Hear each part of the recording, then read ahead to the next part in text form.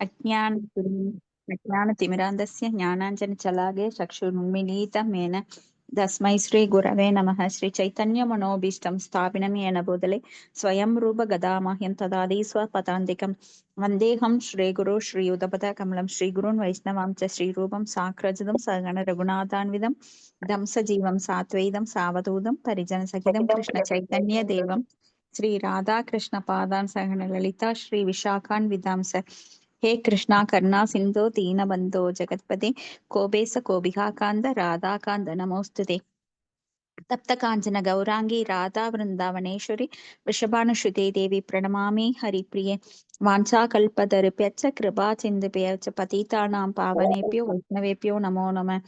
श्रीकृष्ण चैतन्य प्रभु नित्यानंद श्री अद्वैत गदाधर शिवासादि गौर भक्त वृंदा हरे कृष्ण कृष्ण कृष्ण हरे हरे हरे राम राम राम हरे हरे नारायणं नमस्कृत्यं नरं चैव नरोत्तमं देवीं सरस्वतीं व्यासं ततो जयमुदीरयेत् नष्टप्रायेषु अभद्रेषु नित्यं बाहवद सेवया भगवति उत्तमश्लोके भक्तिर्भवति नैष्टकी मुखं करोति वाचालं पुङ्गुं लङ्घायते गिरिं यत्कृपातमहं वन्दे गुरुं दीनतारिणं परमानन्दं माधवं श्रीचैतन्य ईश्वरम् ॐ नमो भगवते वासुदेवाय ॐ नमो भगवते वासुदेवाय ॐ नमो भगवते वासुदेवाय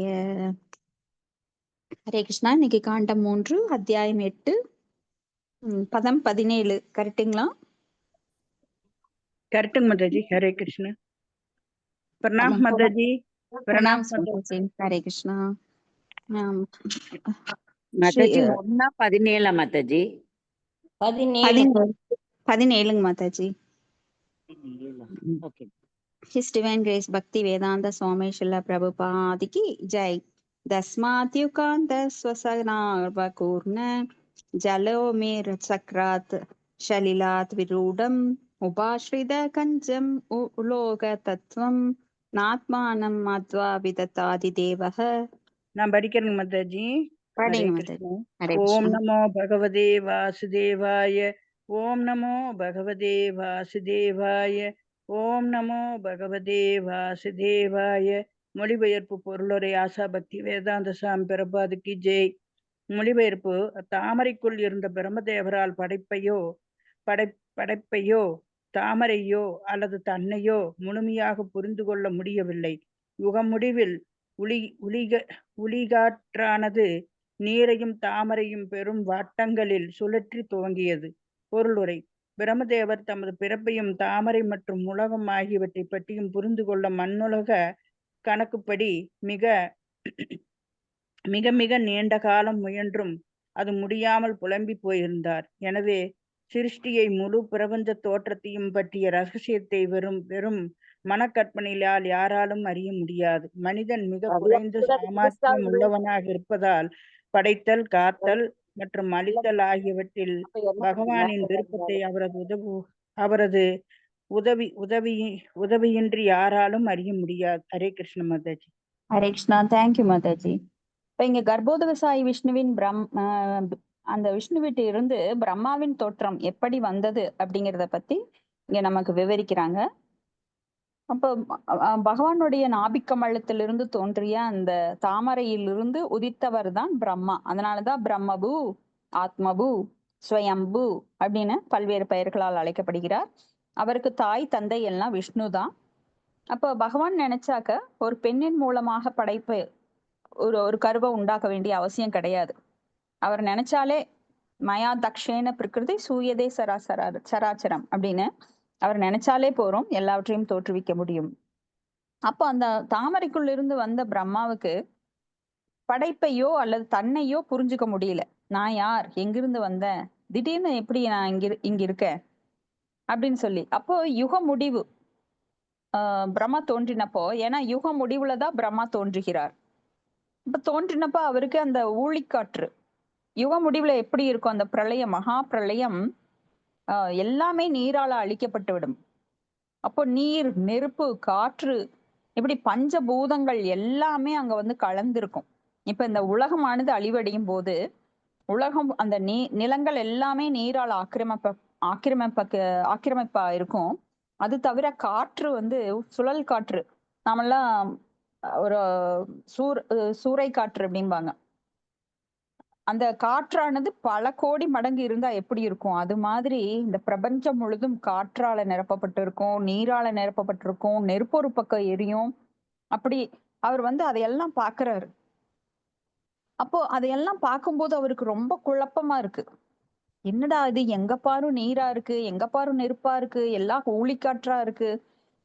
ஊழிக்காற்று அப்படின்னா சாதாரண கிடையாது. நாம இப்போ சூறாவளி காற்றுன்னு நாம யூடியூப்ல கூகுள்ல எல்லாம் பார்ப்போம்.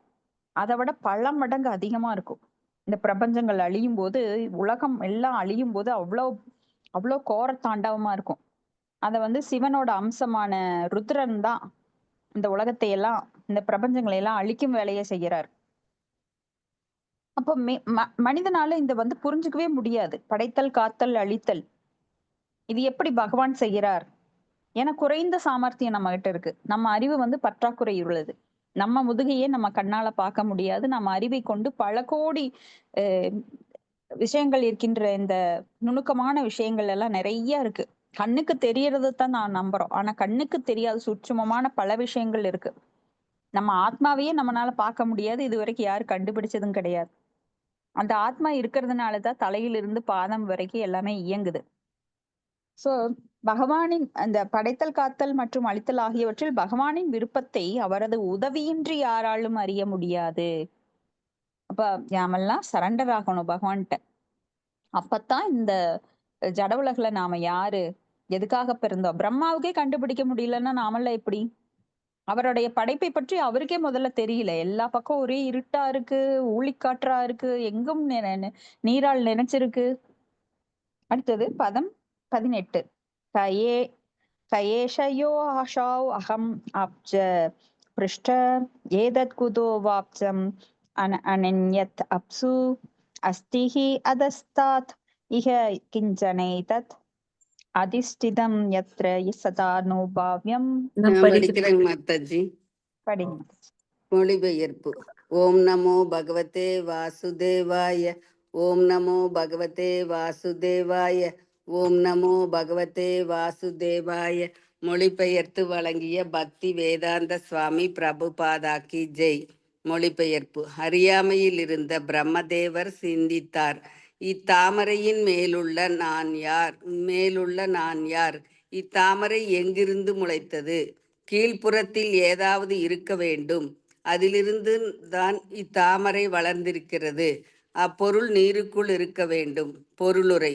துவக்கத்தில் பிரபஞ்ச தோற்றத்தின் படைப்பை பற்றி பிரம்மா கற்பனை செய்த விஷயம் இன்னமும் மனக்கற்பனையாளர்களின் பாடப்பொருளாக உள்ளது.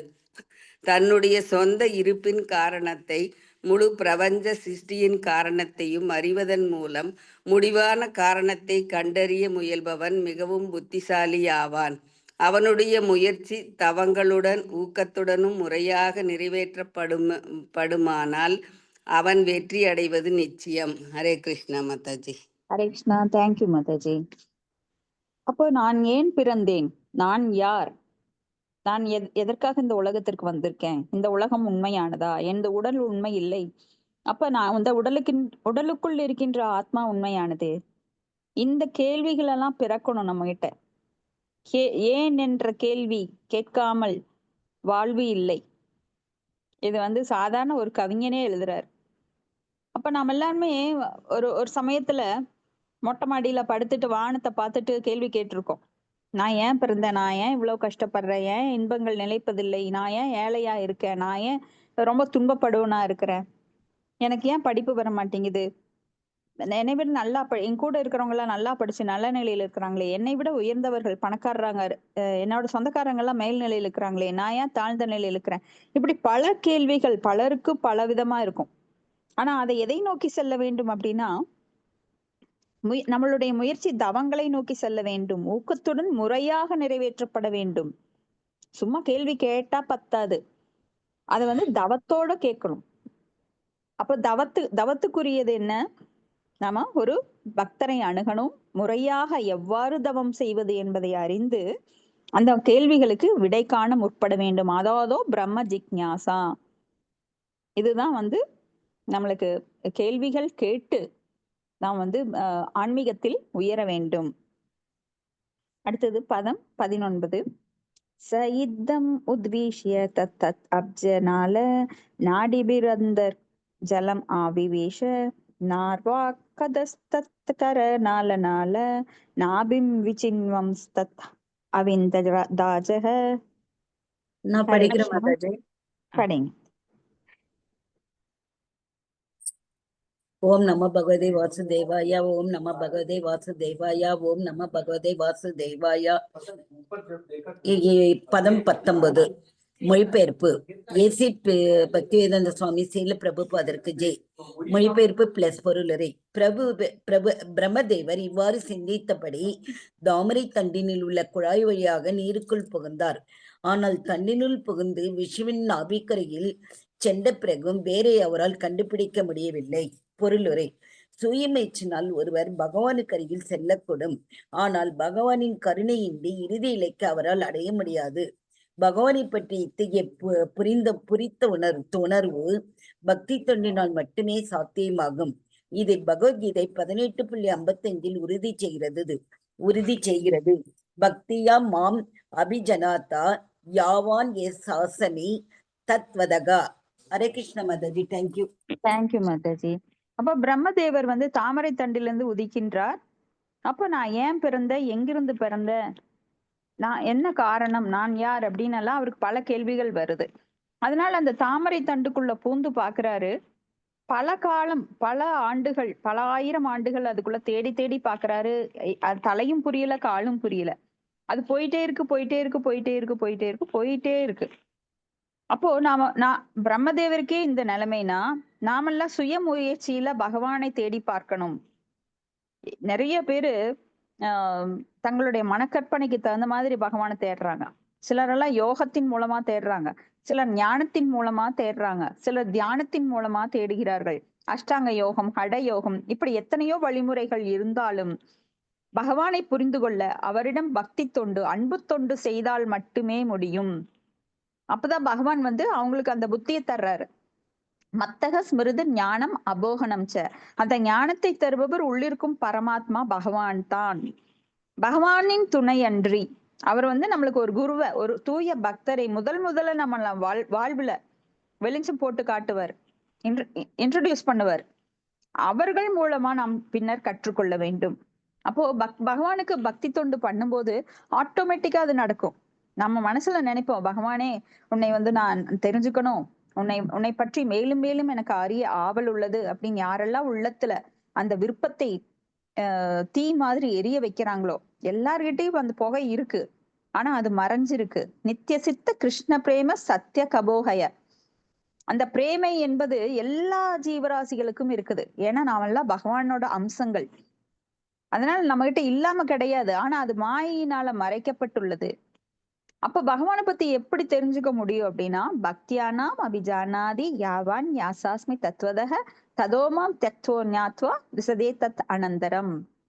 பகவான்கிட்ட அன்பு செலுத்த பகவானை பற்றி புரிந்து கொள்கின்ற ஞானத்தை ததாமி புக்தி யோகம் தம் ஏனமாம் உபயாந்தி தே அப்படின்னு பகவானே நம்மளுக்கு தர்றார். சோ நாம எல்லாத்துக்குமே நாம டிபெண்ட் பண்ணணும். யார? பகவான. என்னால் எதுவும் முடியாது, ஏன்னா நான் வெறும் கருவி. என்னை ஆட்டுவிப்பவன் அவனே, ஆடுபவன் நான். ஆட்டுவித்தால் ஆடாதவர் யாரோ? அதனால நாம நினைச்சுக்க கூடாது, என்னோட முயற்சினால் நான் கண்டுபிடிப்பேன். நான் நிறைய ரோட்ல புக்கெல்லாம் விக்குது, நிறைய புத்தகங்கள் விக்குது, நிறைய அறிவுரைகள் சொல்லுவாங்க, நிறைய துணுக்குகள் வரும். நீங்க வாரமலர், பக்தி மலர் அப்படின்ட்டுலாம் நிறைய துணுக்குகள் வரும். ஆனா தலையும் இருக்காது, காலும் இருக்காது. யார் சொன்னா, எதுக்காக சொன்னாங்க, எந்த சாஸ்திரத்தில் உள்ளது? சாஸ்திர வழிபாடே, சாஸ்திர வழிமுறைகளே அதுல இருக்காது. ஏன்னா சாஸ்திரங்கள் சொல்லுவதுதான் உண்மை. ஒரு சட்ட புத்தகத்துல இருக்கிற சட்டத்தை வச்சுதான் நாம கோர்ட்ல போய் வாதாடணுமே தவிர, நம்மளோட கற்பனைக்கு தகுந்த மாதிரி வாதிடுவது அங்க செல்லாது. அது போல வேதங்கள் சொல்லுவதன் மூலமாகத்தான் நான் பக்தியை வளர்த்து கொள்ள வேண்டுமே தவிர நம்மளுடைய சொந்த வழிமுறைகளால் அல்ல. அப்ப இது பரம்பராவளி, குருவை தேர்ந்தெடுத்தல், அப்போ குரு, சாது, சாஸ்திரா இது எல்லாம் வந்து ரொம்ப முக்கியமானது. அடுத்த ஸ்லோகம் 20. தமசி அபாரே விதுராத்ம சர்க்கம் விசின்வதோ அபூத் சுமஹாம் ஸ்திரிமினேமி யோ தேஹ பாஜாம் பயம் ஈரயான பரிஷீத உன்னோதி அது ஆயுர் அஜஸ்ய சேஹேதிஹி. நான் படிக்கிறேங்க மாதாஜி. படிங்க மாதாஜி, 2-3 ஸ்லோகம் தொடர்ந்து படிங்க. நன்றி மாதாஜி. மொழிபெயர்ப்பு. விதுரரே தம் இருப்பை பற்றி இவ்வாறு ஆராய்ந்து கொண்டிருக்கும் பொழுது விஷ்ணுவின் கரத்திலுள்ள நித்திய சக்கரமும் மரணத்திற்கொப்பான பயத்தை ஜீவராசியின் மனதில் உற்பத்தி செய்வதுமான முடிவான காலத்தை பிரம்மா அடைந்தார். ஹரே கிருஷ்ணங் மாதாஜி. ஹரே கிருஷ்ண மாதாஜி. அப்போ அவர் வந்து தன்னோட ஆராய்ச்சியில் இருக்கார். அப்போ விஷ்ணுவின் கருத்திலுள்ள நித்திய சக்கரமும் மரணத்திற்கொப்பான பயத்தை ஜீவராசியின் மனதில் உற்பத்தி செய்வதுமான முடிவான காலத்தை பிரம்மா அடைந்தார். அப்படின்னா அந்த காலம் எப்படி வந்து மாறுகின்றது அப்படிங்கிறத வந்து இப்போ விஷ்ணுவே அவருக்கு விவரிக்க போறார். அந்த காலம் அவருக்கு வருது. பகவானே தன்னை வெளிப்படுத்துற அந்த காலம் வருது. அடுத்தது பதம் 21. ததோ நிவ்ருத்தோ அப்ரதிலப்த காமஹ ஸ்வதிஷ்ண்யம் ஆசாத்ய புனச தேவ சனைஹித சுவாச நிவ்ருத்த சித்தோ அந்யசூதாருட சமாதி யோக. மொழிபெயர்ப்பு. ஹரே கிருஷ்ணங்க. மொழிபெயர்ப்பு. அதன் பிறகு விரும்பிய நோக்கத்தை அடைய முடியாததால் தம் ஆராய்ச்சியை நிறுத்திக் கொண்ட அவர் தாமரையின் உச்சிக்கு திரும்பி வந்தார். இவ்வாறு எல்லா உணர்ச்சிகளையும் கட்டுப்படுத்திய அவர் தம் மனதை பரமபுருஷர் மீது பதியச் செய்தார். பொருளுரை. எது அனைத்திற்கும் பரம காரணமாக உள்ளதோ அதன் மீது மனதை குவிப்பதுதான் சமாதி எனப்படுகிறது. பரமனின் உண்மையான அம்சம் உருவாம்சா அல்லது அருவாம்சா என்பதை ஒருவர் அறிந்திருக்கவில்லை என்றாலும் மேற்கண்ட விஷயத்தை தான் ஒருவர் செய்ய வேண்டும். பரமனின் மீது மனதை குவிப்பதும் ஒரு வகையான பக்தி தொண்டுதான் என்பதில் சந்தேகமில்லை. சுய புலன் உணர்ச்சிகளை நிறுத்தி கொண்டு பரம காரணத்தின் மீது மனதை குவிப்பதானது ஒரு வகையான சுய சரணாகதி ஆகும். இச்சுய சரணாகதி பக்தி தொண்டிற்குரிய உறுதியான ஓர் அறிகுறி ஆகும். தன் இருப்பின் முடிவான காரணத்தை அறிய விரும்பும் ஒவ்வொரு ஜீவராசியும் பக்தி தொண்டில் ஈடுபடுவது அவசியம். நன்றிங்க மதஜி. ஹரே கிருஷ்ணா. அப்போ நம்ம யார் அப்படின்னு அறிய முடியணும். தன் இருப்பின் முடிவான காரணம், நான் யார், எங்கிருந்து வந்தேன், எங்கு செல்ல போகின்றேன், நான் இந்த உடலா இல்லை ஆத்மாவா, ஆத்மா என்றால் அது எப்படி எங்கு போகணும் கடைசி நேரத்துல, அந்தே நாராயண ஸ்மிருதி, அதையெல்லாம் நாம யோசிச்சு பார்த்தோம் அப்படின்னா அதுக்கு என்ன பண்ணணும்? பகவான் உருவம்சமோ இல்ல அருவம்சமோ, அதாவது உருவமா இல்ல உருவம் இல்லாதவரா, அதெல்லாம் விஷயமே கிடையாது. ஆனா அவர் மீது மனதை குவிக்க வேண்டும். உருவம் இல்லாத நிலையில, சூன்ய நிலையில, அதாவது ஒரு ஒளி வடிவமாக, நிறைய பேரு வந்து ஒளி வடிவமாக தியானிக்கிறத நாம பார்க்கலாம். ஒரு தீபத்தை பத்த வச்சிருப்பாங்க, அந்த ஒளியே பார்த்துட்டு இருப்பாங்க. பல சமயங்கள்ல அது இப்பவும் நடக்குது. அதாவது பகவானுக்கு உருவம் இல்லை, அவர் ஒளி வடிவானவர், அதனால அந்த ஒளியின் மீது உன் மனதை செலுத்து அப்படின்னு ஏதோ ஒரு வடிவுல எப்படியாவது பகவான் மீது, அதாவது நீங்க பெரிய லெவலுக்கு வராட்டி பரவாயில்ல, ஆரம்பத்துல அதையாவது செய்யுங்க. ஏன்னா பகவத்கீதையில பகவான் சொல்லுவார், இந்த வர்ணாசிரம தர்மங்களை கடைபிடி, அப்படி கடைபிடிக்கலைனாலும் பரவாயில்ல, பக்தி தொண்டு பண்றவங்களுக்கு உதவு. பக்தி தொண்டு நேரா பண்ணலினாலும் பரவாயில்ல, பக்தி தொண்டு பண்றவங்களுக்கு உதவு. அது பண்ணினாலும் பரவாயில்ல, நீ வந்து சாதாரண தர்மங்களையாவது கடைபிடி. இப்படி எத்தனையோ வழிமுறைகளை கொஞ்சம் கொஞ்சமா கீழே இறங்கி, கீழே இருந்து மேல போறக்கும் சொல்றாரு, அட்லீஸ்ட் இதையாவது செய்யணும் கீழ்முறையையும் சொல்றாரு. ஏன்னா ஒவ்வொரு பிறவியில அப்படியாவது பல ஸ்டெப் நாம ஏறிட்டே இருக்கலாம். ஒட்டுக்கா வந்து 4 ஸ்டெப் ஏற முடியலனாலும் அட்லீஸ்ட் நீ ஒரு தான தர்மமாவது செய் அப்படின்னு சொல்றாரு. அது போல இங்க வந்து அருவம்சத்தை, நான் உண்மையில அருவம்சத்தை கொஞ்சம் மேல இருக்கிற நிலையில பக்தர்கள் அது செய்யக்கூடாது. ஏன்னா பகவானுக்கு உருவம் உண்டு அப்படிங்கிறதுதான் உண்மையான நிலை. நம்மளுக்கே உருவம் இருக்கிறப்ப பகவானுக்கு எப்படி உருவம் இல்லாமல் இருக்கும்? அப்ப பகவான் உருவம் உடையவர். அவர் வந்து திரிபங்க வேணும் கொணந்தம் அரவிந்த தலாயதாட்சம் பர்ஹாவதமசிதாம்புஜ சுந்தராங்கம் கந்தர்ப்ப கோடி கமனேய விசேஷ சோபம் கோவிந்தம் ஆதிபுருஷம் தமகம் பஜாமி. அந்த வேணும் அப்படின்ற வேணுகானம் இசைக்கும் புல்லாங்குழலை வச்சுக்கிட்டு திரிபங்க நிலையில இருப்பவர். அப்ப பகவானுக்கு உருவம் உண்டு அப்படிங்கிறது தான் நம்மளுடைய இறுதியான முடிவாக ஸ்ரீல பிரபுபாதர் சொல்றார். அடுத்தது ஸ்லோகம் 22. காலேன ஜோஜ புருஷாயுஷாபி பிரவருத்த யோகேன விருடபோதக ஸ்வயம் தத்தந்தர்ஹிருதஹே அவபாதம் அபஸ்யதாபஸ்யதயன்ன பூர்வம். மாதாஜி நான் படிக்கிட்டுங்க. படிங்க மாதாஜி. மொழிபெயர்ப்பு. பிரம்மாவின் 100 ஆண்டுகளின் முடிவில் அவரது தியானம் பூர்த்தியான பொழுது தேவையான அறிவை அவர் விருத்தி செய்து கொண்டார். அதன் பயனாக யாரை பெருமுயற்சி செய்தும் தன்னால் முன்பு காண முடியவில்லையோ அப்பரமனை தம் இதயத்தில் அவரால் காண முடிந்தது. பொருளுரை. பரம புருஷரை பக்தி தொண்டு முறையால் மட்டுமே உணர முடியும், மனக்கற்பனையால் அல்ல. பிரம்மாவின் வயது திவ்ய ஆண்டுகளுக்கு ஏற்ப கணக்கிடப்படுகிறது. அது சூரிய ஆண்டு கணக்கிலிருந்து முற்றிலும் வேறுபட்டதாகும். திவ்ய ஆண்டுகள் பகவத்கீதையில் 8.17 பின்வருமாறு கணக்கிடப்படுகின்றன. சகஸ்ர யுக பர்யந்தம் மகரியத் பரக்மனோ விதுகு. பிரம்மாவின் ஒரு பகல் 1000 × 1 சதுர்யுகம் 43,20,000 என்று கணக்கிடப்படுகிறது. இக்கணக்குப்படி 100 ஆண்டுகள் தியானம் செய்த பிறகு எல்லா காரணங்களுக்கும் உயர்ந்த காரணத்தை பிரம்மாவால் அறிய முடிந்தது. அதன் பிறகுதான் பிரம்ம சம்ஹிதையை அவர் எழுதினார். அதை பகவான் சைதன்யர் ஏற்றுக்கொண்டுள்ளார். அக்காவியத்தில் கோவிந்தம் ஆதிபுருஷம் தமகம் பஜாமி என்று பிரம்மா பாடுகிறார். பகவானை உள்ளபடி அறியும் முன் அல்லது அவருக்கு தொண்டு செய்யும் முன் பகவானின் கருணைக்காக ஒருவர் காத்திருக்க வேண்டும். தேங்க்யூ மாதாஜி. ஹரே கிருஷ்ணா. தேங்க்யூ மாதாஜி. ஹரே கிருஷ்ணா மாதாஜி. அப்ப பகவானை பக்தியானாம் அபிஜானாதி, பக்தி தொண்டுனாலத்தான் உணர முடியும், மனக்கற்பனையினால கிடையாது. அப்ப பிரம்மாவோட வயது நாம ஏற்கனவே பகவத்கீதையில 8.14 பார்த்திருக்கோம். 17ல எப்படி 4 யுகங்கள் சேர்ந்து ஒரு சதுர்யுகம். சதுர் அப்படின்னா 4. அப்ப இந்த 4 சதுர்யுகங்களோட ஆண்டு கோடிக்கணக்கான பல மில்லியன் கணக்கா வரும். அப்ப மறுபடியும் அதை 1000ஆல பெருக்கும் போது அது ஒரு கல்பம்.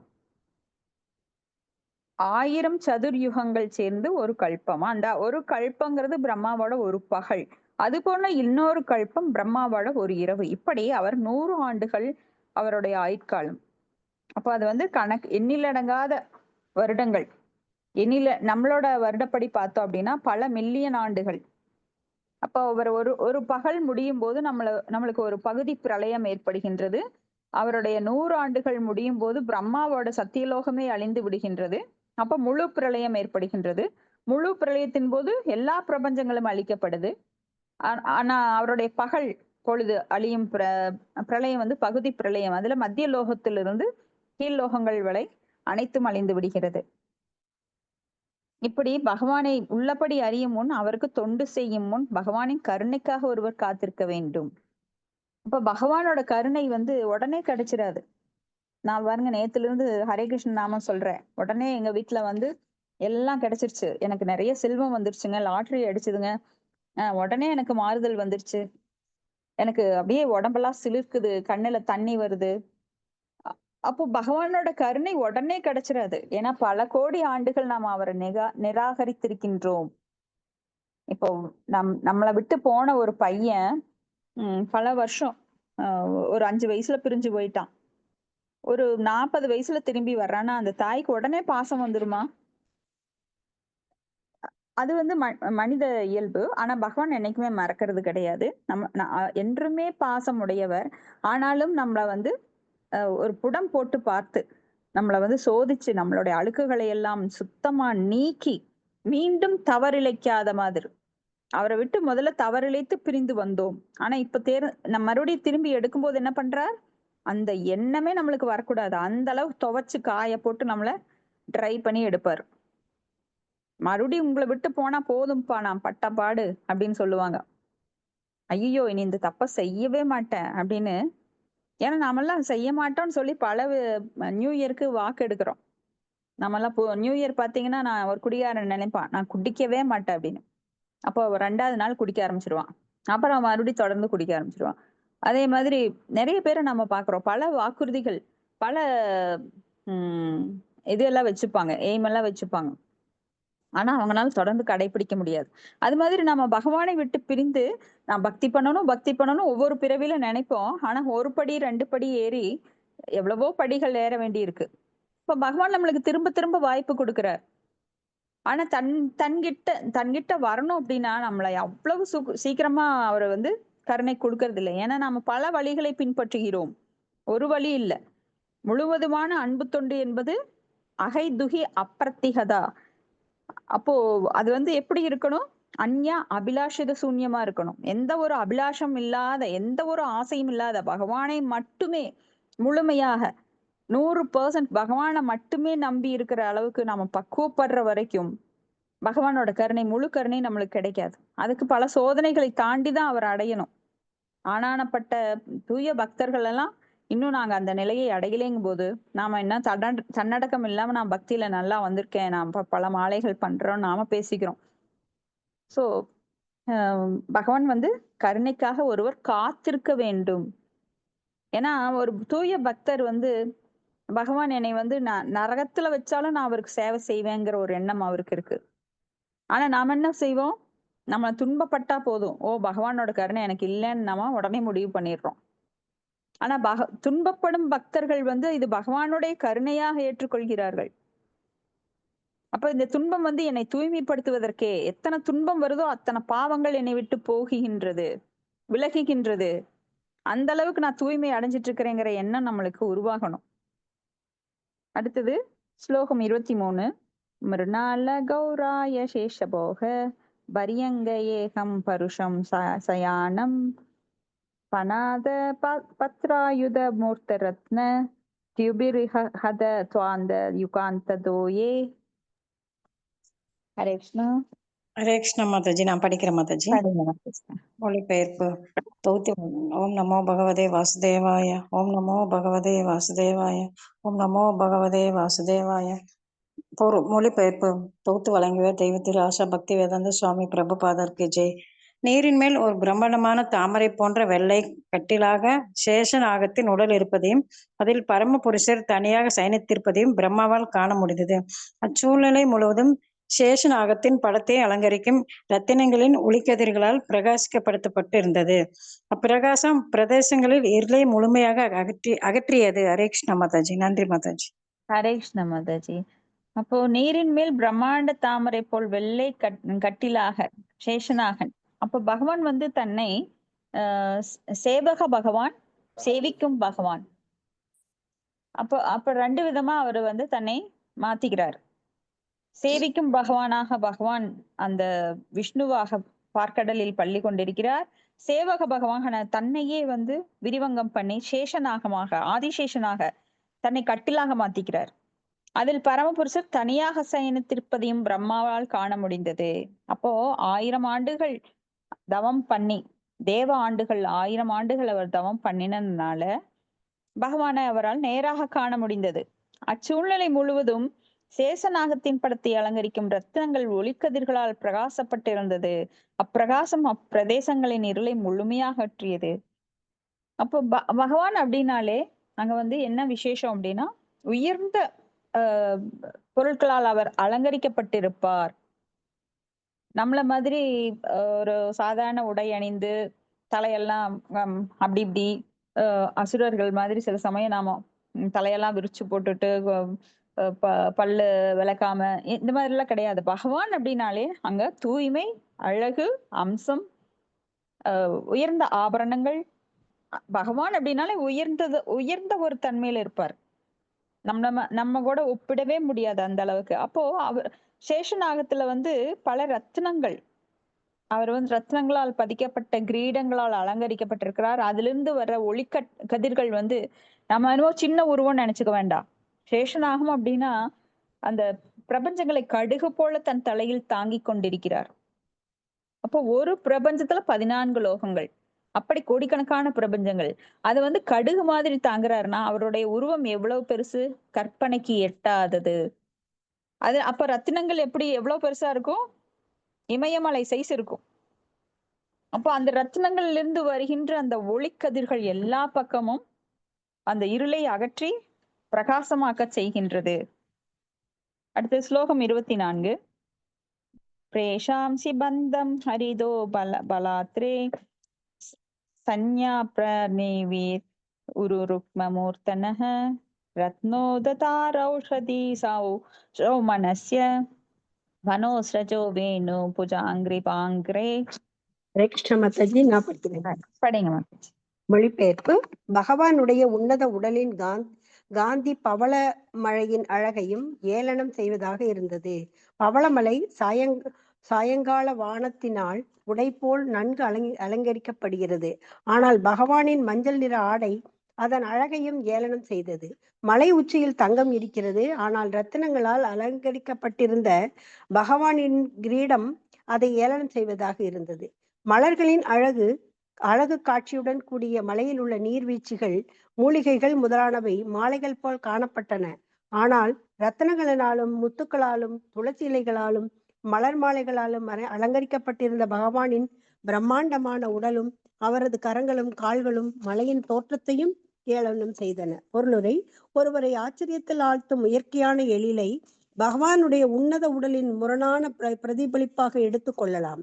எனவே பகவானின் அழகால் கவரப்பட்ட ஒருவர் இயற்கையின் அழகை குறித்து மதிப்பிடுவதில்லை என்றாலும் அதனால் அவர் கவரப்படுவதில்லை. பரமபுருஷரால் கவரப்பட்ட ஒருவர் அதற்கு குறைவான எதனாலும் கவரப்படுவதில்லை என்று பகவத்கீதை 2.59 குறிப்பிடுகிறது. ஹரே கிருஷ்ணா மாதாஜி. ஹரே கிருஷ்ணா மாதாஜி. பிரணாமம் மாதாஜி. அப்போ சிறிய பொருள்கள்ல இருந்து பெரிய இயற்கை வரைக்கும் நாம அழகை ரசிப்போம். ஒரு சின்ன மோதிரம், ஒரு சின்ன ரத்தினம், ஒரு சின்ன டைமண்ட், ஒரு சின்ன பூ. இப்போ ஒரு மல்லிகை பூ எடுத்தாலும் அதுல என்ன வாசனை, என்ன அழகு, என்ன அற்புதமான வடிவம், இப்படி நாம எல்லாமே ரசிக்கிறோம். அது எல்லாம் எங்கிருந்து வந்ததுன்னா பகவானுடைய படைப்பு. அப்போ அந்த படைப்புகளை வைத்தே பகவானுக்கு உயர்ந்த பொருட்களால் நாம அலங்காரம் செய்கின்றோம். அப்ப பகவான் என்றும் இந்த மேன்மையான பொருட்களால் அலங்காரம் செய்யப்பட்டிருக்கிறார். அப்போ அந்த அலங்காரம் செய்யப்பட்ட பொருட்கள் ரொம்ப அழகா இருக்குதுன்னு நாம நினைப்போம். ஆனா பகவானோட அழகோட ஒப்பிடும்போது அவ வெறும் சிறு தூசாதான் தெரியும். ஏன்னா பகவானுடைய படைப்புல அது சிறு அம்சம். அப்ப பகவான் அழகுக்கெல்லாம் அழகூட்டக்கூடியவர். அப்ப நாம அணிவிக்கும் அந்த அழகான ஆபரணங்கள் அவருடைய அழகினால் அதுவும் மேலும் பிரகாசம் அடைகின்றதோ தவிர இந்த பொருட்களால் பகவான் பிரகாசம் அடைகிறது இல்ல. அப்ப பகவானுக்கு அழகூட்டும் பொருட்கள் அவராலேயே திரும்பவும் மீண்டும் அழகு பெறுகின்றன. இப்போ ஒரு அழகான பொருளை கொண்டு போய் நீங்க மோசமான இடத்துல வச்சீங்கன்னா அது எப்படி இருக்கும்? அதனோட பிரகாசம் போயிரும். இப்ப மாதாஜி கூட ஒரு அழகான ஒரு ஓமை சொன்னாங்க, பூவுடன் சேர்ந்த நாரும் அப்படின்னு. அது போல தூய பக்தர்களான நீங்கள் எல்லாம் இன்னும் அதிக பக்தர்களோட நீங்கள் எல்லாம் பகவானை பற்றி மேலும் பேசி அவங்களெல்லாம் கொண்டு வரும்போது அவர்களும் அழகு பெறுவார்கள். அவங்களோட ஞானம் அவங்க கிட்டையும் போகும், அவங்களும் பிரகாசம் அடைவாங்க. சோ நம்மளுக்குள்ள ஆறாங்கிற ஒரு ஒளிவட்டம் இருக்கின்றது. அந்த ஒளிவட்டம் எப்படின்னா கண்ணுக்கு தெரியாத சூட்சுமமானது. ஒவ்வொருத்தரோட உடம்புல அது இருக்கு. அப்ப நாம ஒருவர் அணுகும் போது அவர்களுடைய அந்த ஆறா ஒளிவட்டம் பிரகாசமா இருக்கும்போது அதனால சக்தி, அந்த யுனிவர்சல் சக்தின்னு சொல்லுவாங்க, காஸ்மிக் எனர்ஜி, அது ஒவ்வொருத்தர்கிட்டையும் அப்சர்வ் ஆயிருக்கும். அப்ப ரொம்ப மந்த புத்தி படைச்சவங்க, சோம்பேறிகள், கெட்ட புத்தி படைச்சவங்களுக்கு அது ரொம்ப மங்கின நிலையில இருக்கும். அவங்களுக்கு ஒரு உற்சாகம் இருக்காது வாழ்க்கையில. அவங்கள பார்த்தாலே நம்மளுக்கும் சேர்ந்து அது ஒட்டிக்கும். அதனாலதான் சத் சங்கம் ரொம்ப முக்கியமானது. அப்ப இந்த ஆறா ஒளிவட்டமானது அதிகமா அதாவது ஆன்மீகத்தில் உயர்வு பெற்றவர்கள் எப்பவுமே பாத்தீங்கன்னா நற்குணம் கொண்டவராக. ஏன்னா நற்குணங்கிறது அவங்கள தேடி வந்துரும், அது தானா தேடி வரும். ஆன்மீகத்துல போய் நான் நல்லது பண்ணணும், நல்லது பேசணும், நல்லது நினைக்கணும் அவங்க செய்யவே வேண்டியதில்லை. அது இயற்கையாகவே அவர்களிடம் ஊறி வரும் தன்மை பக்தியில் இருக்கிறவங்களுக்கு. அப்ப பக்தியில் இல்லாதவங்க தான் ஐயோ நான் போய் பேசக்கூடாது, நான் நல்லது செய்யணும், அவங்களையே ரொம்ப கம்பல் பண்ணி மனசை மாத்த பார்ப்பாங்க. ஆனா முடியாது. ஏன்னா பகவானிடம் மனதை ஒப்படைக்காதவர்கள் மனதை என்றுமே அடக்க முடியாது. விஷயாவினி வர்த்தந்தே நிராகாரஸ்ய தேகினக ரசவர்ஜம் ரசோபியஸ்ய பரம் திருஷ்டுவா நிவர்த்ததே. அப்ப அந்த உயர்ந்த சுவை கிடைக்கிற வரைக்கும் அவங்க தாழ்ந்த நிலையில தான் இருப்பாங்க. அது போல இங்க வந்து பகவான் அழகால் கவரப்பட்டவர்கள் வேற எதனாலையும் கவரப்படுவதில்லை. அதனாலதான் நாம வந்து பகவானோட அழகுல நம்ம எப்பவுமே லயித்து இருக்கணும். அவரை பற்றி எப்பொழுதும் பேச வேண்டும். அவரது திருவுருவத்தை காண வேண்டும். அப்பதான் நம்மளுக்கு உயிர் போகும்போது பல லோகங்கள் நம்மள வந்து அஹ் அந்த யமதூதர்களோ விஷ்ணு தூதர்களோ கூட்டிட்டு போவாங்க. அப்படி கூட்டிட்டு போகும்போது என்னாகும் அப்படின்னா நம்மளுக்கு அந்த இந்த இடத்துல ரொம்ப நல்லா இருக்கு, சிங்கப்பூர் மலேசியா அப்படின்னு எல்லாம் இப்ப சொல்றோம். அங்க வந்து தெருக்கள் நல்லா இருக்கும், இயற்கை அழகா இருக்கும். சுவிட்சர்லாந்து எல்லாம் போனோம் அப்படின்னா அங்க மலைகள், அந்த இயற்கை அழகெல்லாம் ரொம்ப அழகா இருக்கும். அப்ப இங்க கொஞ்சம் தங்கிக்கலாமேன்னு அங்க ஸ்டே பண்ண ஆரம்பிச்சிருவோம். அப்ப பகவானோட திருவுருவத்தை காண்பவர்கள் என்னைக்குமே அந்த அழகை விட்டு வேற அழகை ரசிக்க மாட்டாங்க. சோ இதெல்லாம் மாயையோட கவர்ச்சி. மற்ற அழகெல்லாம் அழிந்து போகக்கூடிய அழகுகள். ஆனா பகவானோட அழகு நித்தியமானது, என்றும் அப்படியே இருக்கக்கூடியது. அப்ப பகவான்கிட்ட போகணும்னு நினைக்கிறவங்க வேற அழகால தங்கள் மனதை செலுத்துவது இல்லை. பல விஷயங்கள் நம்மள வந்து கவரக்கூடியதா அந்த யூடியூப் எல்லாம் பாத்தீங்கன்னா அதை ஆன் பண்ணினாங்கன்னா சிலர் எல்லாம் அதுலயே போயிருவாங்க. ஒரு 5 நிமிஷம் பார்க்கலாம், 10 நிமிஷம் பார்க்கலாம், 1 மணி நேரம் பார்க்கலாம். ஆனா பகவானை பற்றி எப்பொழுதும் அந்த சத் சங்கத்துல இருக்கிறவங்க, கேட்டுட்டு இருக்கிறவங்க வந்து வேற சொற்களை கேட்க விரும்புவது கிடையாது. அடுத்தது ஸ்லோகம் 25. ஆயமதோ விஸ்தரத ஸ்வமான தேகேன லோகத்ரய சங்கரஹேன விசித்திர திவ்யாபரணாம் சுகானாம் கிருத ஸ்ரீயாபாஸ்ரித வேஷ தேகம். ஹரே கிருஷ்ணா. படிக்கிற மாதாஜி. மொழிபெயர்ப்பு. நீளத்திலும் அகலத்திலும் அளவற்றவராக இருந்த அவரது உன்னத உடல் மேல், மத்திய மற்றும் கீழ் ஆகிய 3 கிரக அமைப்புகளையும் ஆக்கிரமித்துக் கொண்டிருந்தது. அவரது உடல் இணையற்ற ஆடை அணிகலன்களால் நன்கு அலங்கரிக்கப்பட்டு சுய பிரகாசம் கொண்டதாக இருந்தது. பொருளுரை. பரமபுருஷருடைய உன்னதமான உடலின் நீளத்தையும் அகலத்தையும் அவரது சொந்த அளவினால் மட்டுமே அளக்க முடியும். ஏனெனில் அவர் பௌதிக சிருஷ்டி முழுவதிலும் பரவியிருக்கிறார். ஜட இருக்கையின் அழகிற்கு பகவானின் சுய அழகுதான் காரணம். இருப்பினும் திவ்யமான அவரது பலவகைப்பட்ட நிலையில் நிரூபிப்பதற்காக அவர் எப்பொழுதும் ஆடை ஆபரணங்களுடன் அற்புதமாக காட்சியளிக்கிறார். பகவானின் இந்த அலங்கார தோற்றம் ஆன்மீக அறிவில் முன்னேற்றுவதற்கு மிகவும் முக்கிய அம்சமாக விளங்குகிறது. ஹரே கிருஷ்ணா மாதாஜி. நன்றி Mataji. Hare Krishna. Thank you Mataji.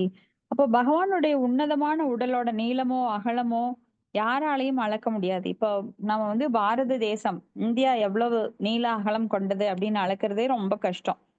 Inch tape வச்சு அளக்க முடியும் நம்ம. அப்போ இந்த பௌத்திக சிருஷ்டி முழுவதும் அவர் பரவி இருக்கிறார். எப்படி ஜட ரூபமாக அவர் விஸ்வரூபமாக எவ்வாறு பௌதிக ரூபத்தை எடுத்து அவர் வந்து இருக்கிறார் அப்படிங்கிறத தன்னுடைய விஸ்வரூபம் மூலமா அர்ஜுனனுக்கு தரிசனம் காட்டுறார். அப்ப 8 திசையில 10 திசையும் மேலும் கீழும் சேர்ந்து 10 திசையில அவர் வந்து தனது உருவத்தை காட்டும் போது அர்ஜுனன் வந்து பயந்து போயிடுறார். இப்படி திவ்யமான அவரது பல வகைப்பட்ட நிலையை நிரூபிப்பதற்கு அவர் எப்போதும் ஆடை ஆபரணங்களுடன் அற்புதமாக காட்சியளிக்கிறார். அப்ப அந்த அந்த விஸ்வரூபத்துல அவர் பற்பல தலைகள், பற்பல கைகள், பற்பல கால்களுடன் திவ்யமான ஆயுதங்களுடனும் திவ்யமான அந்த ஆபரணங்களுடனும் மஞ்சள் நிற பட்டாடையுடனும் கோரமான முகங்களுடனும் பல தேவர்களோட ரூபங்களுடைய முகங்களுடனும் இப்படி அவர் வந்து எப்பவுமே அற்புதமாக காட்சியளிக்கிறார். பகவான் அப்படின்னாலே மிக உயர்ந்த நிலைதான், திவ்யமான நிலை. அப்போ அற்புதம் அற்புதம் அந்த ரசங்கள்ல பாத்தீங்கன்னா அற்புத ரசம் அப்படின்னு இருக்கு. அப்போ பகவானை காண்கின்ற காட்சி அற்புதமானது. இப்ப பகவானின் இந்த அலங்கார தோற்றம் ஆன்மீக அறிவில் முன்னேறுபவர்களுக்கு மிகவும் முக்கிய அம்சமாக விளங்குகின்றது. இப்ப பகவானுடைய தோற்றத்தை ஒருவர் வந்து உணர்ந்து கொள்வது ரொம்ப ரொம்ப அவசியம். எப்படி சங்கு சக்கரம் கதை புஷ்பம் இதெல்லாம் கைகள்ல ஏந்தி விஷ்ணு காட்சியளிக்கிறார். திரிபங்க நிலையில பகவான் கிருஷ்ணர் காட்சியளிக்கின்றார். இப்படி வெவ்வேறு அம்சங்களுடன் மச்ச முக்கூர்ம வராக நரசிம்ம இப்படி பல்வேறு நிலைகள்ல எப்படி அவர் காட்சியளிக்கிறார். இது ஒவ்வொரு அம்சத்தையுடன் ஒவ்வொரு பக்தர்கள் வந்து ஒவ்வொரு அம்சத்தை வழிபடுவார்கள். ஆனா பகவான் விஷ்ணுவை மட்டுமே வழிபடுபவர்கள் மிக சத்துவ குணத்தில் இருக்கிறவங்க மட்டும்தான் வழிபட முடியும். மிக உயர்ந்த நிலையில் இருக்கிறவங்க மட்டும்தான் விஷ்ணு வழிபாட்டுல ஈடுபடுவாங்க. மத்தவங்க எல்லாம் வந்து ரஜோகுணத்திலும் தமோ குணத்திலும் இருக்கிறவங்க பல்வேறு வழிபாட்டுல ஈடுபடுவாங்க. அடுத்தது ஸ்லோகம் 26. பும்சாம் ஸ்வகாமாய விவிக்த மார்கைர் அப்யர்ச்சதாம் காமம் துகாங்க்ரீம் பத்மம் பிரதர்சயந்தம் கிருபயோ நஹேந்து மயூக பின்னாங்குலீம் சாருபத்ரம். ஹரே கிருஷ்ணா. ஹரே கிருஷ்ண மாதாஜி. படிக்கிறேங்க மாதாஜி. மொழிபெயர்ப்பு. பௌதீக களங்கமற்ற பக்தி தொண்டினால் அடையப்படும் சன்மானங்களுக்கெல்லாம் மூல பிறப்பிடமாகிய தமது தாமரை பாதங்களை பகவான் உயர்த்தி காட்டியருளினார். இத்தகைய சன்மானங்கள் அவரை தூய பக்தியுடன் வழிபடுவதற்கென உள்ளவையாகும். நிலவை போன்ற அவரது பாத நகங்களில் இருந்து வெளிப்பட்ட உன்னதமான கதிர்களின் பிரகாசம் ஒரு தாமரையின் இதழ்களைப் போல் காட்சியளித்தது. பொருளுரை. பகவான் அனைவருடைய ஆசைகளையும் நிறைவேற்றுகிறார். தூய பக்தர்கள் பகவானிலிருந்து வேறுபடாத அவரது உன்னத அன்பு தொண்டை அடைவதில் விருப்பம் கொண்டுள்ளனர். எனவே தூய பக்தர்களின் விருப்பத்திற்குரிய ஒரே பொருள் பகவான் ஆவார். மேலும் அவரது அனுக்கிரகத்தை அடைவதற்குரிய ஒரே களங்கமற்ற முறையாக இருப்பது பக்தி தொண்டாகும். தூய பக்தி தொண்டானது கற்பனை அறிவு மற்றும் பலன் கருதும் செயல்கள் ஆகியவற்றின் கலப்படம் இல்லாத ஞான கர்மாதி அவானுத்ருதம் என்று ஸ்ரீல ரூப கோஸ்வாமி தமது பக்தி ரசம் அமுதம் 1.1.11 என்ற நூலில் குறிப்பிடுகிறார். இத்தகைய பக்தி தொண்டால் பகவான் ஸ்ரீ கிருஷ்ணருடனான நேரடி சவகாசம் எனும் மிக உயர்ந்த பலனை தூய பக்தருக்கு அளிக்க முடியும். பகவான் தாமரை இதழ்களுக்கொப்பான தமது பல்லாயிரக்கணக்கான பாதங்களில் ஒன்றை காட்டியருளினார் என்று கோபால தாபனி உபனிஷதம் கூறுகிறது.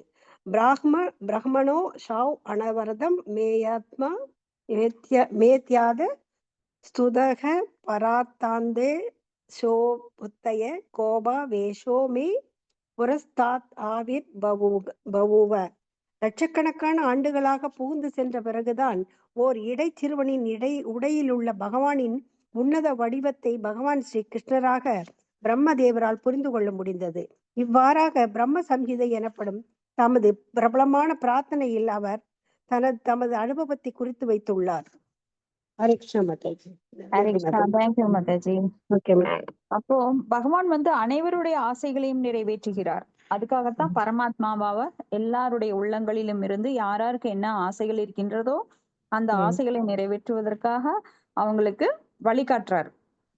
இப்போ ஒருத்தர் ஒரு டாக்டர் ஆகணும்னு ஆசைப்படுறார். ஆனா இந்த ஜென்மத்துல பிராப்தம் இல்லை. டாக்டர் ஆகணும்னா ஒரு தகுதி வேணும். இப்போ சாதாரணமாவே நீங்க ஒரு கல்லூரியில சேரணும் அப்படின்னா, என்ஜினியரிங் காலேஜ்ல சேரணும்னா இவ்வளவு மார்க் வேணும், இல்ல ஒரு டிகிரி வேணும் அப்படின்னா அதுக்கு இந்த மார்க் வேணும், இந்த சப்ஜெக்ட்ல இவ்வளவு எடுத்திருந்தா தான் அதுல சேர்த்துவோம். அப்போ தகுதி எதிர்பார்க்கறாங்க இல்லைங்களா? இப்போ ஒரு ஆபீசரா நீங்க அப்பாயின்மெண்ட் ஆகணும்னாலும் உங்களுக்கு ஒரு தகுதி வேணும், எக்ஸ்பீரியன்ஸ் வேணும், இப்படி எல்லாம் நிறைய கேட்பாங்க. அப்போ இங்க நம்ம ஆசைகள் நிறைவேறுவதற்கு கூட ஒரு தகுதி வேணும். இப்ப புண்ணியம் பல செஞ்சிருந்தா மட்டும்தான் நம்ம ஆசைகளை நம்மளால நிறைவேற்ற முடியும். சும்மா ஒருத்தர் டாக்டர் ஆகவோ இல்ல ஒரு கோடீஸ்வரனாகவோ ஒரு அதிகாரியாகவோ ஆக முடியாது. போன ஜென்மத்துல அவன் செய்த புண்ணிய காரியத்தின் பலனாக இந்த ஜென்மத்தில் அவன் உயர்ந்த பதவியில் இருக்கிறான், அவன் உயர்ந்த கல்வி பெற்றிருக்கிறான், ஒரு உயர்ந்த இடத்தில் அவன் வைக்கப்பட்டிருக்கிறான், ஒரு உயர்ந்த ஒரு பங்களா அல்லது கார் அவனுக்கு கிடைக்குது. சோ பிராப்தம் வேணும். அது போல ஒரு நோய் வருதுனாலும் பூர்வ ஜென்ம கிருத்தம் பாபம் வியாதி ரூபேன ஜாயதே அப்படின்னு அவனுக்கு வியாதி ஏன் வருதுன்னா போன ஜென்மத்துல அவன் செய்த பாவத்தின் விளைவாக வியாதி வருது. இப்படி எதுவுமே காரணம் இல்லாம எந்த காரியமும் கிடையாது. காரியம் அப்படிங்கிறது பின்னாடி பல காரணங்கள் இருக்கும். ஒருவன் தன்னிச்சையா எதுவுமே பெறது கிடையாது. ஏதோ நம்ம முட்டாள்தனமா நம்மளுக்கு இப்படி நம்ம கஷ்டத்தை அனுபவிக்கிறோம்னு நாம தான் நினைக்கிறோம். ஆனா போன ஜென்மத்துல நம்ம விதைத்த விதையின் பலனை யாரெல்லாம் முள்ளு விதை விதைச்சாங்களோ அவங்க அந்த முள் செடியை தான் அனுபவிக்க முடியும். யாரெல்லாம் நல்ல விதை விதைத்தாங்களோ அவங்க ஆப்பிள் மரம் வச்சிருந்தாங்கன்னா ஆப்பிள் பழத்தை பறிக்கலாம். இல்ல அவங்க கேரட்டை விதைச்சிருந்தாங்கன்னா கேரட் எடுத்து பறிச்சு சாப்பிடலாம். இப்படித்தான் ஒரு ராஜா தனக்கு கீழே இருக்கிற 3 மந்திரிகள் அவங்கள சோதனை பண்ண விரும்பினார். அப்போ அவங்களுக்கு 3 பேருக்கும் ஒரு 10 நாள் காட்டுக்கு போங்க.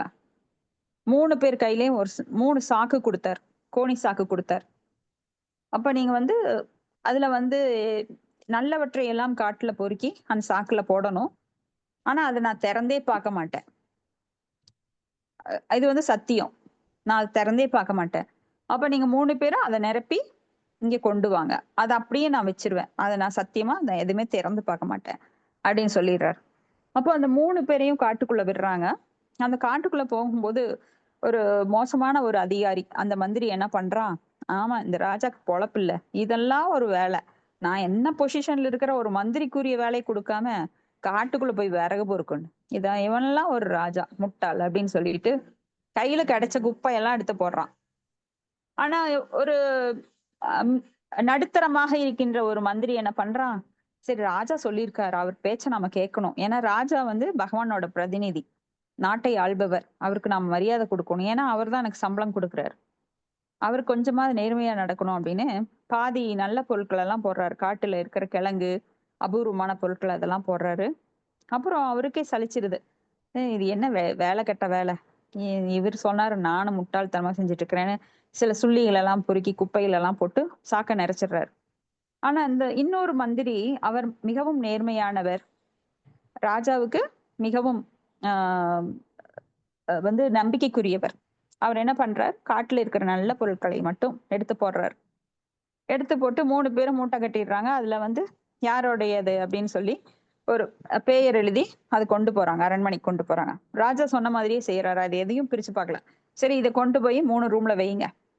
அப்போ யார் யார் என்ன கலெக்ட் பண்ணாங்களோ 10 நாளைக்கு அவங்கள அந்த ரூம்குள்ள போட்டு அதை அவங்க வந்து அதை உபயோகப்படுத்திக்கலாம் அப்படின்னு சொல்றாரு.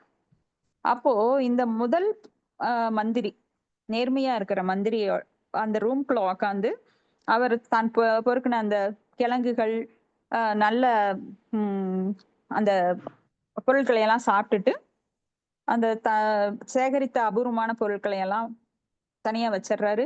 அந்த கிழங்குகளை எல்லாம் சாப்பிட்டுட்டு அவர் 10 நாட்கள் உயிர் வாழ்ந்துடுறாரு. 2வது போன மந்திரிக்கு ஒரு 3 நாள் தாக்கு பிடிச்சது. அதுக்கு மேல அவர் குப்பை தான் இருக்கு, அவரால் ஒன்றும் பண்ண முடியல. அப்ப ரொம்ப உயிருக்கு போராடுற நிலையில இருந்தார், ஆனா உயிரோட இருந்தார். 3வது இருக்கிறவனுக்கோ முடியல, 2 நாள் முடியல, 3 நாள் முடியல, 4 நாள் முடியல, ஏன்னா அங்க ஒண்ணுமே இல்லை, ஃபுல்லா குப்பை, தான் சேகரித்தது எல்லாமே குப்பை. இப்படி யார் யார் எதை சேகரிக்கிறார்களோ அதைத்தான் அனுபவிக்க வேண்டும், எதுவும் தீதும் நன்றும் பிறன் தரவாரா. அப்ப நாம் செய்த தவறுகள் தான் நமக்கு பலவிதமான தண்டனைகளாக நம்மை நோக்கி திரும்பி வருகின்றது. அப்போ இதை நாம புரிஞ்சுக்கிட்டு பகவான் தான் விருப்பத்திற்குரிய ஒரே பொருள் அப்படிங்கிறத நாம் எல்லாரும் புரிஞ்சுக்கணும். அப்ப களங்கமற்ற முறையில நாம பக்தி தொண்டு செய்ய வேண்டும். ஏன்னா அந்த பக்தியில வந்து எந்த ஒரு கலப்படமும் இருக்கக்கூடாது. இதுதான் நம்மளுக்கு அடிக்கடி சில பிரபுபாதர் சொல்றது. அப்ப தூய பக்தி தொண்டு அப்படின்னாலே உங்களுக்கு பக்தி ரசாமிர்த சொந்துல சில ரூப கோஸ்வாமி சொன்ன அந்த 1.1.11 ஞாபகத்துக்கு வரணும். அந்யா அபிலாஷித சூன்யம் ஞான கர்மாதி அனாவிரதம் அனுகூல்யேன கிருஷ்ணானு சூழன பக்தி ருத்தமா அப்படின்னு சொல்லி. உத்தம பக்தி எப்படிப்பட்டது அப்படின்னா அதுல எந்த ஒரு ஞானமோ கர்மமோ, அதாவது கர்மம் அப்படின்னா பலன் கருதும் செயல், அதுல கலப்படமா இருக்கக்கூடாது, ஞானத்தை நோக்கிய பாதையா இருக்கக்கூடாது. ஞான கர்மாதி அனாவிரதம் அனுகூல்யேன, பகவானுக்கு அனுகூலமான செயல்களை செய்ய வேண்டும். அவருக்கு பிடிக்காத செயல்களை செஞ்சுட்டு பகவான் என்னை விரும்ப வேண்டும், பகவான் எனக்கு எல்லாம் கொடுக்கணும் அப்படின்னு நினைக்க கூடாது. அப்ப பகவானுக்கு விருப்பமானவர்களாக, பகவானுக்கு விருப்பமானவற்றை செய்யக்கூடியவர்களாக இருக்க வேண்டும். இப்ப பகவான் என்ன விரும்புறார், எப்பொழுதும் மன்மனா பவத் பக்தோ மத்யாசி மாம் நமஸ்குரு மாம் ஏவே சசி சத்யம் தே பிரதிஜானு பிரியோசிமே. எப்பொழுதும் என்னை பற்றியே சிந்தித்துக் கொண்டிரு, எனது பக்தனாகி எனக்கு சேவைகள் செய்து நீ என்னையே வந்தடை அப்படின்னு சொல்றார். அப்ப அதை விட்டுட்டு இல்ல நான் உன் கூட கொஞ்ச நேரம் இருக்கேன் பாரு, மாயா கூட கொஞ்ச நேரம் இருக்கேன் அப்படின்னு நாம டைவர்ட் ஆகக்கூடாது. அடிக்கடி நம்ம வந்து பாதை திரும்பிடுறோம்.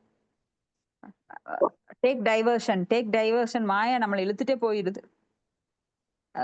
நீங்க பார்த்திருப்பீங்க, ஒவ்வொரு ரோடு அடைச்சு வச்சு டேக் டைவர்ஷன் பாங்க, அது சுத்துன்னு சுத்தும். 1 கிலோமீட்டர் போறது என்ன பண்ணும், 5 கிலோமீட்டர் நம்மளை சுத்தி கொண்டு போய் கொடுக்கும்.